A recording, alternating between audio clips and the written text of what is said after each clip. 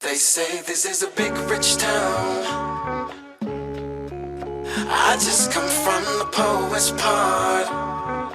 Bright light, city life, I gotta make it. This is where it goes down. Now, Lala, your character has taken a pivotal role in Tommy coming into his own. Does she have any fear or reservations that Tommy might change up on her just for his own betterment?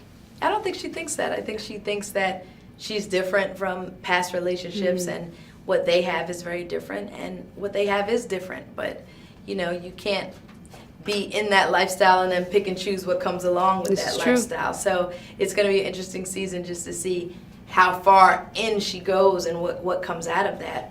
Just trying to prove her loyalty or be loyal to him in that relationship.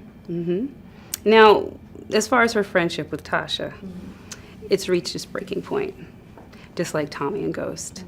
Is there any hope that it can be repaired, or? I think there's always hope because there's history there from, you know, high school and possibly before. You know, they've been best friends since way back in the day. So the history part of it makes you want to root for that friendship and hope that it comes back. But when you're involving, you know, power and ego and money, you know, things kind of change. So you will see possibly an attempt at trying to figure it out, but I don't know how successful it's going to be.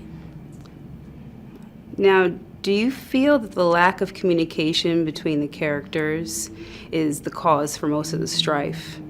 I think it's just that the fight for power. Like, everyone wants to be the man, so to speak, or the woman, so to speak, and I think it just causes a lot of mess, and friends are doing things behind each other's back and stabbing each other behind each other's back just to be in control or just to have the power, so to speak. So it's an interesting dynamic where nobody's safe on the show, and people you thought were your friends will turn into your enemies that quick. You watch it play out. You know, it's kind of like your character. She's had these points. She's very emotional, and she's had parts where you can just see it's like it's building momentum, and I'm just really curious to see what's going to happen, obviously, this coming season, because I feel like she's going to be at the point where it's just, she's just going to have this breaking point. Right. She just wants to, everything you said, step into her own and finally, like, take control and not be in the background anymore and not just be this loyal friend who she feels isn't loyal to her. So it's interesting just watching her step into that and watching what comes about, you know, doing that. And where do you pull from? I pull from friends I had in high school and childhood because we've all known a Lakeisha, so to speak, and there's pieces of Lakeisha in me as well. But I draw on friendships in high school and, you know, just different girls and how they were maneuvering in relationships with, you know, drug dealers, or how at one time you thought that was the coolest thing, you know, and not realizing the repercussions that come with being involved in that type of lifestyle. Now, what are your personal thoughts of your character, and what advice would you give her? I would definitely tell her to smarten up and don't be so naive. I think there's a lot of points where Lakeisha is very naive.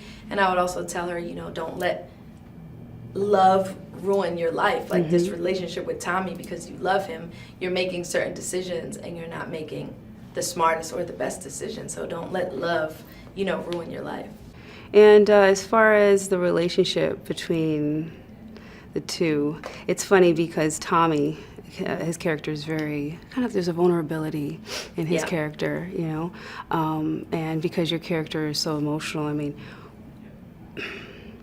what were you able to pull from in your own personal relationships as far as being able to attack or, you know, be the character in how you interact with Tommy? Like how? I think not having any judgment, you know, and just being present in the moment. So many of us always know what we're going to do until we're in certain situations, and then the game changes. We can criticize all our friends and all our family. Why is she with them? Why is she? Until you're in the situation, and then you got to eat your own words because people are looking at you like, oh, wow, isn't that funny? Because now you're doing the same thing.